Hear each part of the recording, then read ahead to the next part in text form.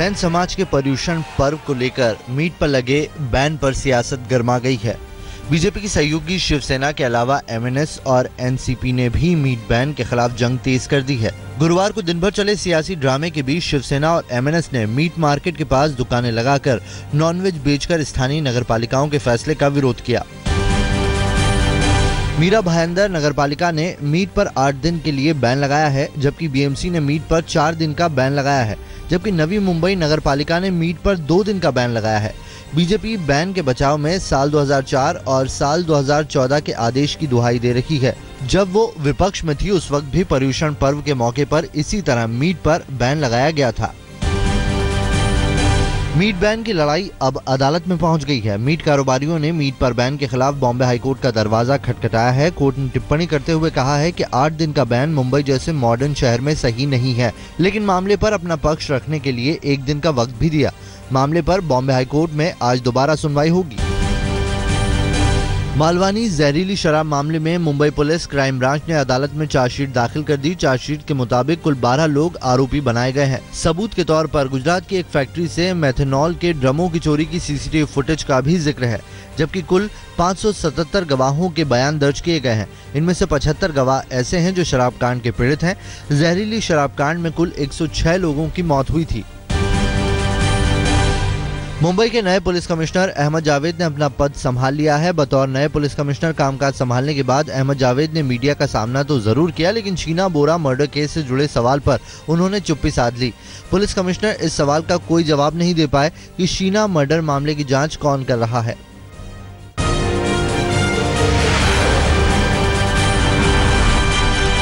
आप विधायक सोमनाथ भारती पर अब गिरफ्तारी की तलवार लटकती दिखाई दे रही है। सोमनाथ भारती की पत्नी लिपिका मित्रा की शिकायत पर दिल्ली पुलिस ने सोमनाथ भारती के खिलाफ आईपीसी की धारा 307, 498A, 324, 406, 420 और 506 के तहत मामला दर्ज किया है। वहीं द्वारका कोर्ट में सोमनाथ भारती की पत्नी लिपिका मित्रा ने गुरुवार को मामले में अपना बयान भी दर्ज करा दिया है।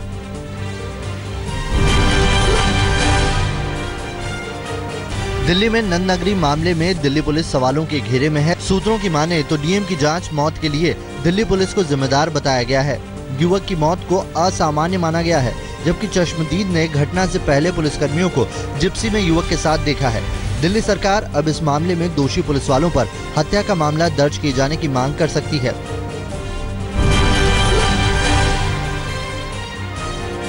गुरुवार को दिल्ली के सीएम अरविंद केजरीवाल और डिप्टी सीएम मनीष सिसोदिया ने दिल्ली के उपराज्यपाल नजीब जंग से मुलाकात की। सूत्रों के मुताबिक केजरीवाल और सिसोदिया ने एलजी से नंद नगरी मामले में पुलिस की भूमिका पर उठ रहे सवालों को लेकर बात की। सूत्रों की माने तो सीएम केजरीवाल ने एलजी से मांग की है कि मजिस्ट्रेट रिपोर्ट के आधार पर पुलिस वालों के खिलाफ कार्रवाई की जाए।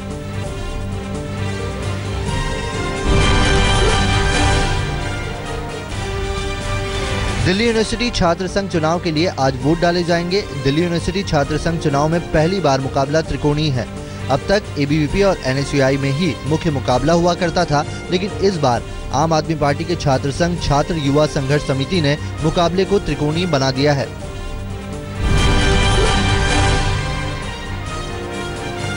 दिल्ली में नई वाटर पॉलिसी बनाने के लिए दिल्ली जल बोर्ड ने एक वर्कशॉप का आयोजन किया, जिसमें दिल्ली के सीएम केजरीवाल भी शामिल हुए। केजरीवाल ने कहा कि दिल्ली में पानी को लेकर ऐसी नीति बनाई जाए जो दिल्ली को आत्मनिर्भर बना पाए, वहीं पानी को निजी हाथों में जाने से भी रोका जा सके। केजरीवाल ने कहा कि महंगे और खर्चीले वाटर प्रोजेक्ट से भी बचने की जरूरत है।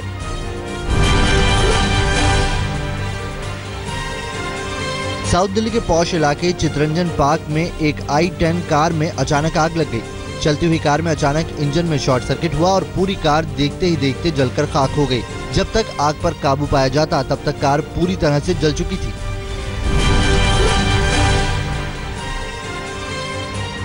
साउथ दिल्ली के ओखला में देर रात एक दर्दनाक हादसा हुआ, जिसमें 2 ट्रकों की टक्कर के बाद ट्रक ड्राइवर ट्रक के अंदर ही फंस गया। ड्राइवर को बाहर निकालने के लिए फायर ब्रिगेड और दिल्ली पुलिस को कड़ी मशक्कत करनी पड़ी। कटर मशीन के जरिए ट्रक की बॉडी को काटकर ट्रक में फंसे ड्राइवर को बाहर निकाला जा सका। हादसे में घायल हुए ड्राइवर को इलाज के लिए एम्स के ट्रॉमा सेंटर ले जाया गया। दिल्ली के सफदरजंग एनक्लेव में केबल कंपनी में काम करने वाले अमित की कुछ बदमाशों ने धारदार हथियार से हमला कर हत्या कर दी। वारदात को दिल्ली की व्यस्ततम सड़कों में से एक रिंग रोड पर अंजाम दिया गया। एक राहगीर ने अमित को घायल समझकर अस्पताल पहुंचाया, लेकिन डॉक्टरों ने उसे मृत घोषित कर दिया। पुलिस ने हत्या का मामला दर्ज कर जांच शुरू कर दी है।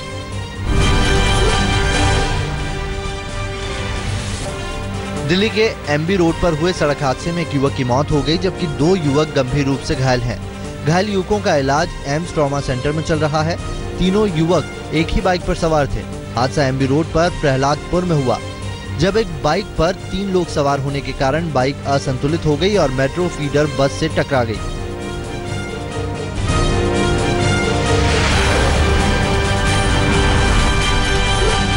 बिहार में बीजेपी गठबंधन की सरकार बन सकती है। इंडिया टुडे और सिसरो के ताजा सर्वे के मुताबिक अगर अभी चुनाव हुए तो एनडीए को 120 से 130 सीटें मिलने के आसार हैं, जबकि जेडीयू, कांग्रेस और आरजेडी का महागठबंधन 102 से 110 सीटों पर ही सिमट सकता है।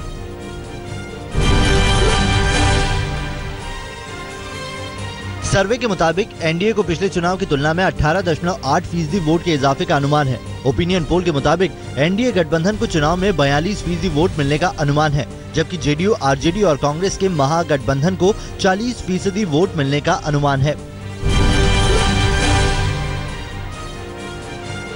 इंडिया टुडे सिसरो के ताजा सर्वे में भले ही महागठबंधन सरकार बनाने में कामयाब होता ना दिख रहा हो, लेकिन सबसे बेहतर सीएम की दौड़ में नीतीश कुमार सबसे आगे हैं। नीतीश कुमार सर्वे में कुल 29% लोगों की पसंद है, जबकि सुशील मोदी को 19 और लालू यादव को 12% लोगों का समर्थन है। इंडिया टुडे सिसरो का सर्वे 1 से 5 सितंबर के बीच में किया गया, जिसमें बिहार के कुल करीब 6000 लोगों की राय ली गई। सर्वे के मुताबिक 22% लोगों ने भ्रष्टाचार को चुनाव में सबसे बड़ा मुद्दा माना है, जबकि नीतीश की सबसे बड़ी उपलब्धि बिहार के लोग सड़क निर्माण मानते हैं। वहीं सर्वे के मुताबिक बिहार के युवा नेताओं में सबसे पसंदीदा चेहरा चिराग पासवान का है। प्रधानमंत्री नरेंद्र मोदी आज चंडीगढ़ में होंगे। चंडीगढ़ में मोदी अंतर्राष्ट्रीय हवाई अड्डे का उद्घाटन करेंगे। वहीं प्रधानमंत्री चंडीगढ़ में एक हाउसिंग स्कीम भी लॉन्च करने वाले हैं। इसके अलावा अपने चंडीगढ़ दौरे पर प्रधानमंत्री नरेंद्र मोदी चंडीगढ़ पीजीआई के छात्रों के दीक्षांत समारोह में भी हिस्सा लेंगे। प्रधानमंत्री मोदी जिस अंतर्राष्ट्रीय एयरपोर्ट का आज उद्घाटन करने वाले हैं, उसे वर्ल्ड क्लास सुविधाओं से लैस बनाया गया है। एयरपोर्ट के फर्स्ट फ्लोर पर डोमेस्टिक और इंटरनेशनल फ्लाइट्स का अराइवल टर्मिनल होगा और सेकंड फ्लोर पर डिपार्चर टर्मिनल। दोनों टर्मिनल पर एक साथ 1300 यात्रियों के आने की सुविधा है। एयरपोर्ट पूरी तरह इको फ्रेंडली है, जिसमें 200 मेगावाट का सोलर पावर सिस्टम भी लगाया गया है। प्रधानमंत्री नरेंद्र मोदी आज चंडीगढ़ दौरे के बाद दोपहर में उत्तराखंड पहुंचेंगे। प्रधानमंत्री बनने के बाद ये मोदी का उत्तराखंड में पहला दौरा होगा। मोदी ऋषिकेश के शीशम झड़ी में स्वामी दयानंद गिरी के आश्रम में जाएंगे और उनसे मुलाकात करेंगे। स्वामी दयानंद गिरी की तबीयत पिछले कुछ दिनों से काफी खराब बताई जा रही है। स्वामी दयानंद गिरी को पीएम मोदी अपना गुरु मानते हैं। प्रधानमंत्री नरेंद्र मोदी 18 सितंबर को अपने संसदीय क्षेत्र वाराणसी के दौरे पर जाएंगे। इससे पहले मोदी का वाराणसी का दौरा 2 बार रद्द हो चुका है। बनारस के दौरे पर Modi integrated power development scheme का उद्घाटन करने के अलावा रिंग रोड प्रोजेक्ट की आधारशिला भी रखेंगे।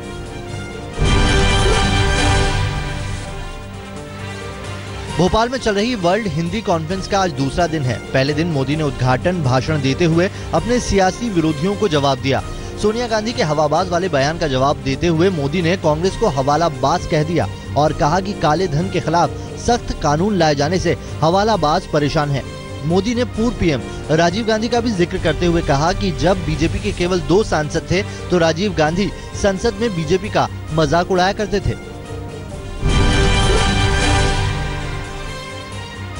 प्रधानमंत्री मोदी के पलटवार का जवाब देने में सोनिया गांधी ने भी देर नहीं की। अपने रायबरेली दौरे के आखिरी दिन सोनिया गांधी ने मीडिया से बात करते हुए कहा कि आखिर प्रधानमंत्री अपने दागी नेताओं पर चुप क्यों हैं? राजस्थान की सीएम, मध्य प्रदेश के व्यापम और विदेश मंत्री पर लगे आरोपों पर कोई जवाब क्यों नहीं देते?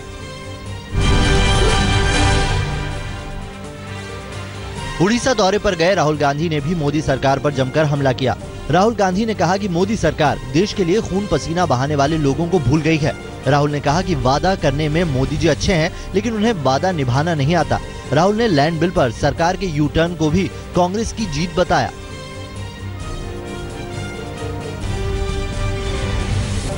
लैंड बिल पर कांग्रेस सरकार के यू टर्न को अपनी जीत तो मान ही रही है, वहीं इसका सेहरा राहुल गांधी के सिर बांधे जाने की तैयारी है। 20 सितंबर को इसके लिए जहां दिल्ली में कांग्रेस ने किसानों की एक बड़ी रैली बुलाई है, वहीं कांग्रेस मुख्यालय में 12 सितंबर को राहुल गांधी को सम्मानित भी किया जाएगा। कांग्रेस मुख्यालय में इसके लिए तैयारियां भी जोरों पर हैं। चुनाव की तारीखों के ऐलान के बाद भी एनडीए का कुनबा सीट बंटवारे का पेंच नहीं सुलझा पाया है। गुरुवार को भी दिन भर नेताओं के मेल मुलाकातों का दौर चलता रहा, लेकिन नतीजा कुछ भी नहीं निकल पाया। आज दिल्ली में रामविलास पासवान और चिराग पासवान अमित शाह से मिलेंगे। वहीं माना जा रहा है कि 12 सितंबर को सहयोगियों के साथ आखिरी बैठक के बाद सीट बंटवारे पर आखिरी फैसला ले लिया जाएगा।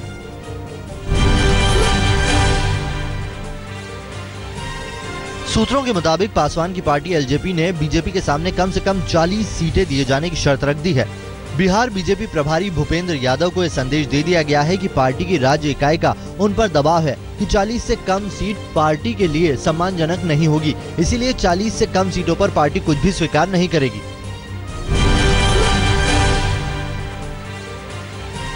वहीं एनडीए के घटक दल आरएलएसपी नेता उपेंद्र कुशवाहा ने गुरुवार को पार्टी अध्यक्ष अमित शाह को चिट्ठी लिखकर सीट बंटवारे पर जल्दी फैसला करने की अपील की। कुशवाहा ने चिट्ठी लिखकर अमित शाह से कहा है कि उन्हें बीजेपी नेतृत्व पर भरोसा है। सीट बंटवारे पर बीजेपी जो भी फैसला लेगी वो उन्हें स्वीकार होगा, लेकिन फैसले में और देर ना की जाए। जम्मू कश्मीर में बीफ बैन पर नया बवाल खड़ा हो गया। हाईकोर्ट की जम्मू बेंच ने बीफ पर बैन लगाने का आदेश दिया तो सरकार से आदेश लागू कराने को भी कह दिया।